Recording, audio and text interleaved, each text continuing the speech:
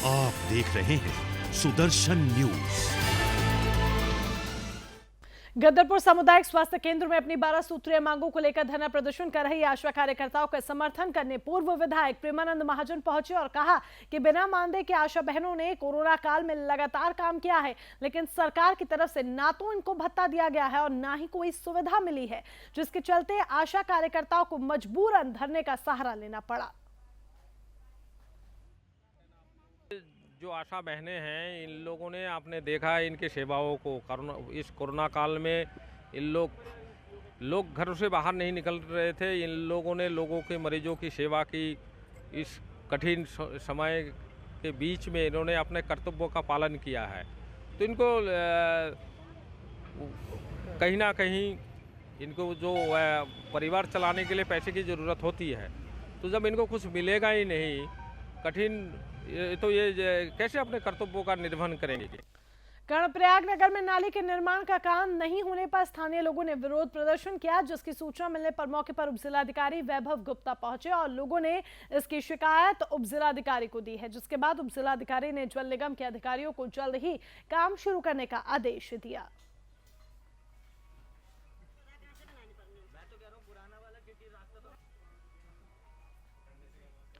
2019 में जम्मू कश्मीर से धारा 370 और 35A हटाया गया था, जिसको 2 साल पूरे हुए हैं। इसी कड़ी में केंद्र सरकार के इस फैसले को जम्मू कश्मीर की अमन, शांति और विकास के दृष्टिकोण से ऐतिहासिक बताया गया और पूरे देश में दीप प्रज्वलित कर इस उत्सव का आयोजन मनाया गया, जिसकी तस्वीर खटीमा से भी सामने आई। वहीं पर बीजेपी नेता नंदन सिंह खड़ियात ने पीएम मोदी का आभार व्यक्त किया।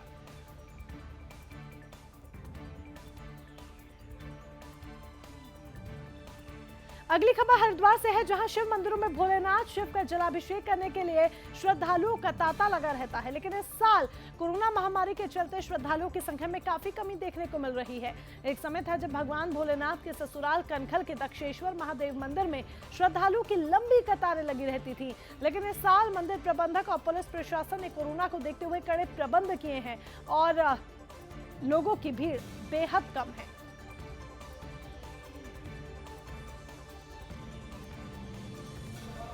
शिवरात्रि श्रावण मास की कृष्ण पक्ष की श्रावण मास की कृष्ण पक्ष की त्रयोदशी तिथि को सभी तिथियों, हर महीने की सभी त्रयोदशी तिथियों को शिवरात्रि कहा जाता है। द्वादशी एवं त्रयोदशी के संगम को प्रदोष कहा जाता है। इस ज्योतिषीय गणना के अनुसार श्रावण मास में भी कृष्ण पक्ष और शुक्ल पक्ष दोनों पक्षों में त्रयोदशी तिथियां आएंगी।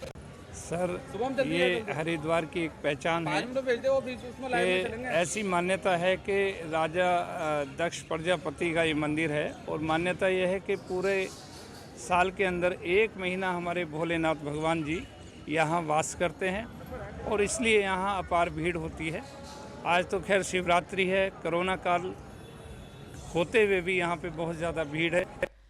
अगली खबर टनकपुर से है, जहां बोराकोट गांव में 2 दिन से बिजली आपूर्ति बाधित होने को लेकर ग्रामीणों को प्रदर्शन लगातार जारी है। आपको बता दें कि प्रदर्शन विद्युत कार्यालय को घेर कर किया गया, जिसकी सूचना मिलने पर पूर्व विधायक हिमेश खरकवाल, नगर अध्यक्ष अनिल चौधरी और तमाम प्रशासनिक अधिकारी मौके पर पहुंचे और जनता को जल्द बिजली सप्लाई सुचारू करने का आश्वासन दिया। वहीं ग्रामीणों का कहना है कि विभाग ने ट्रांसफार्मर की समस्या को समय पर नहीं ठीक किया, जिसके चलते उन्हें तपती गर्मी में काफी परेशानी हो रही है। श्रीमान जी, बोराकोट गांव का ट्रांसफार्मर डैमेज हो गया था, जिसे हमने दिन में बदल दिया था।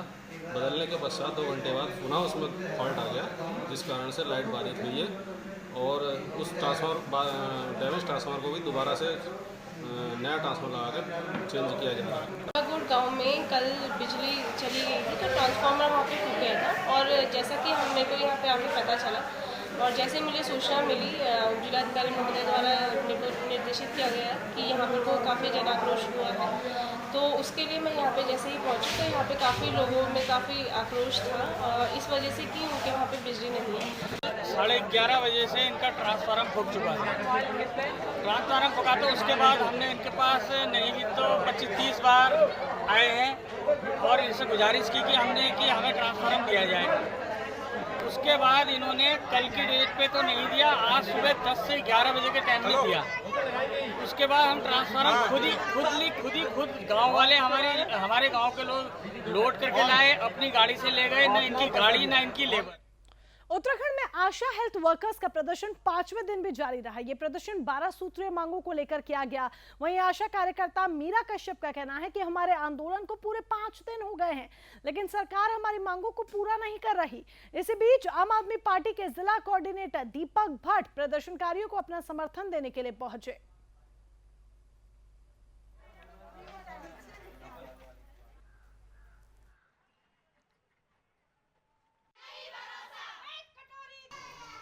कल हमें इनके द्वारा संदेश प्राप्त हुआ कि जो है हमारी ये समस्याएं हैं और सरकार हमारी नहीं सुन रही है, ना बीजेपी ने सुनी, ना कांग्रेस सरकार ने सुनी। मैं इस बारे में कहूँगा कि बीजेपी और कांग्रेस सरकार दोनों ही उत्तराखंड में रही हैं और दोनों पार्टियों ने इनके साथ छलावा किया है। जब तक ये आशा कार्यकर्ता जो है कर्मिक अनशन, सांकेतिक अनशन या फिर आमरण अनशन बैठने को तैयार होती हैं। यही कहना है कि आज 5 दिन के बाद भी सरकार के कान में जूं नहीं रेंग रही है और जब तक अब सरकार सुनेगी नहीं तब तक हम यहाँ से उठने वाले नहीं हैं। हमारा ये आंदोलन ऐसे ही जारी रहेगा और अब तो स्पीड और तेज करनी पड़ेगी हमको अपने आंदोलन की, क्योंकि इतनी आवाज़ में शायद अब नहीं सुनने वाली सरकार। तो सबसे पहले मैं ये कहना चाहूँगी सरकार को सुनना ही पड़ेगा। मंगलोर के एफसीआई गोदाम पर इलेक्ट्रॉनिक पत्रकार के साथ अभद्र व्यवहार हुआ, जिसके चलते अन्य पत्रकारों में आक्रोश देखने को मिल रहा है। दरअसल महिला कर्मचारी ने पत्रकार को अपशब्द कहे, जिसका विरोध करने पर महिला ने पत्रकार के साथ बदसलूकी की और मोबाइल भी फेंका। सूचना मिलने पर क्षेत्र के पत्रकार गोदाम के बाहर धरने पर बैठे हुए हैं।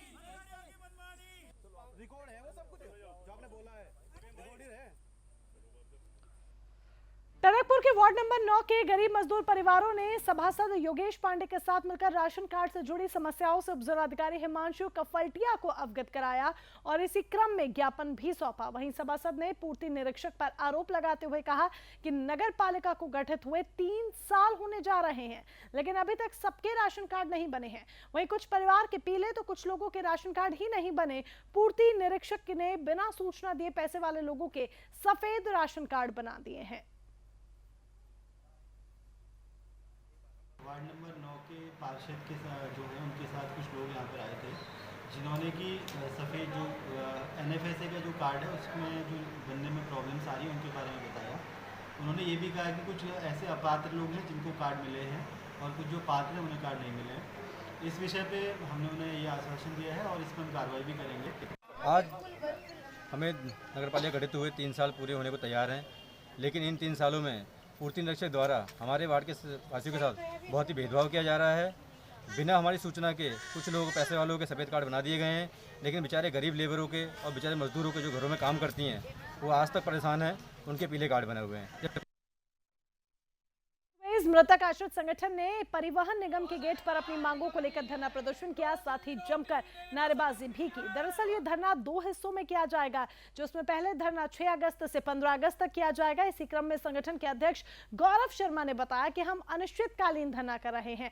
हमारी एक ही मांग है कि हमें अनुकंपा के आधार पर परिवहन निगम में समायोजित किया जाए। यदि ऐसा नहीं होता है तो हम 15 अगस्त को काले दिवस के रूप में भी मनाएंगे और अगर फिर भी हमारी मांग पूरी नहीं हुई तो हम सब संगठन के लोग 1 सितंबर को आत्मदाह के लिए तैयार रहेंगे।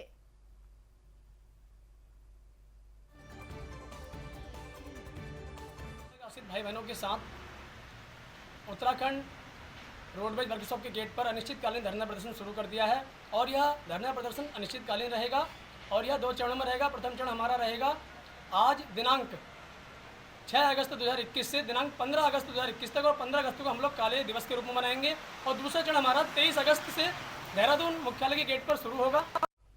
नई टिहरी में जिलाधिकारी के प्रयासों से 28 अगस्त 2015 के बाद टिहरी बांध विस्थापितों को पारदर्शी तरीके से वीडियोग्राफी के साथ लॉटरी के माध्यम से जमीन दी गई। आपको बता दें पहले पाली में 29 में से 24 लोगों को जमीन दी गई है, तो वहीं मौके पर अपर महाप्रबंधक THDC विजय सहगल समेत पुनर्वास विभाग के अधिकारी और लाभार्थी उपस्थित रहे।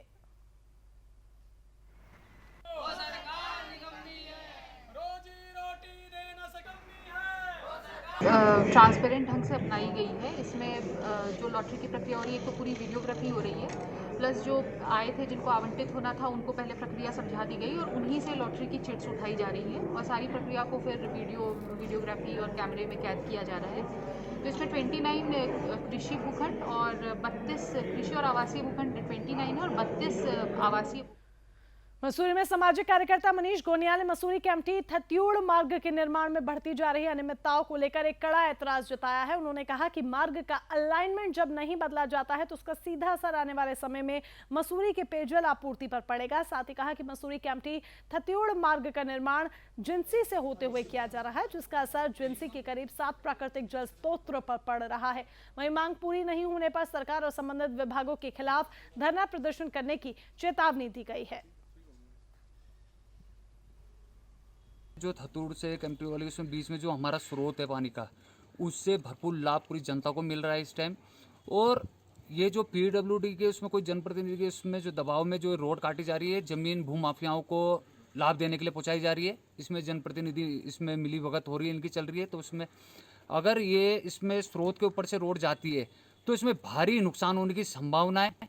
मसूरी में एक मनचले को एक युवती से छेड़छाड़ करना इतना महंगा पड़ा कि बस पूछे मत। दरअसल गांधी चौक के ऐतिहासिक हवा घर पर एक युवक ने अपने दोस्तों के साथ घूम रही युवती के साथ छेड़छाड़ करने की कोशिश की, जिसका युवती ने जमकर विरोध किया और युवक को जवाब देते हुए थप्पड़ और जूतों से जमकर उसकी पिटाई की। जिसके बाद युवक के माफी मांगने पर ही युवती ने जोर से थप्पड़ मारे। वीडियो सोशल मीडिया पर काफी वायरल हो रहा है।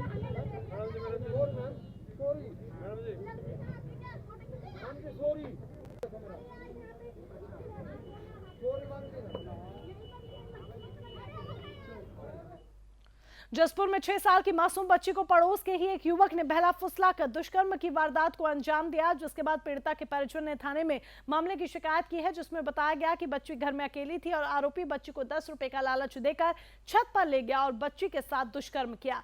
फिलहाल पुलिस ने मामले को दर्ज कर आरोपी को गिरफ्तार कर लिया है। जसपुर की निवासी महिला और उसका पति थाने में आए थे, उसके 6 वर्षीय पुत्री को लेके आए थे और उन्होंने बताया कि इस पुत्री के साथ एक वाहिद नाम का एक व्यक्ति है, उसने 10 रुपये का लालच किया बच्ची को, अकेली घर में थी। उत्तरकाशी में जिलाधिकारी मयूर दीक्षित ने आरटीओ कार्यालय का निरीक्षण करते हुए उपस्थित पंजिका का अवलोकन किया। इस दौरान पंजिका में कार्मिकों के हस्ताक्षर नहीं पाए गए, साथ ही फाइलों, पंजिकों और रिकॉर्ड्स को सही तरीके से रखरखाव के लिए वरिष्ठ सहायक को निर्देश दिए गए। जिलाधिकारी ने कहा कि परिवहन कार्यालय में सभी सीसीटीवी कैमरों का प्रसारण नियमित रूप से किया जाना चाहिए ताकि परिवहन से संबंधित कार्यों पर नजर रखी जा सके।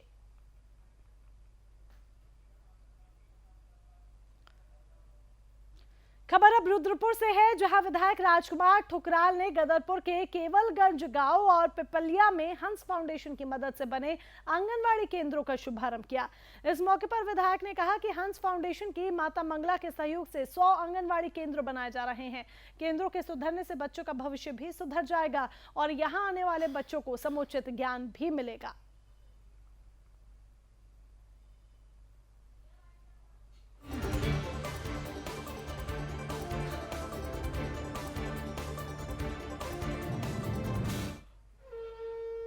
मंगला माता और भोले जी महाराज के सानिध्य में हंस फाउंडेशन के सहयोग से हमारे ऊधम सिंह नगर में अब तक लगभग 40 आंगनबाड़ी केंद्रों का निर्माण उन्होंने संकल्प लिया था, जो कि पूरा हुआ। और अभी 60 आंगनबाड़ी केंद्रों का निर्माण श्री उदय प्रताप सिंह जी बता रहे हैं, जिला कार्यक्रम अधिकारी, उन्होंने और आशान्वित किया है। हम ऊधम सिंह नगर में 100 आंगनबाड़ी केंद्र देंगे। और इसी के साथ फिलहाल के लिए बस इतना ही, लेकिन तमाम महत्वपूर्ण खबरों के लिए आप जुड़े रहें सुदर्शन न्यूज के साथ। जय हिंद।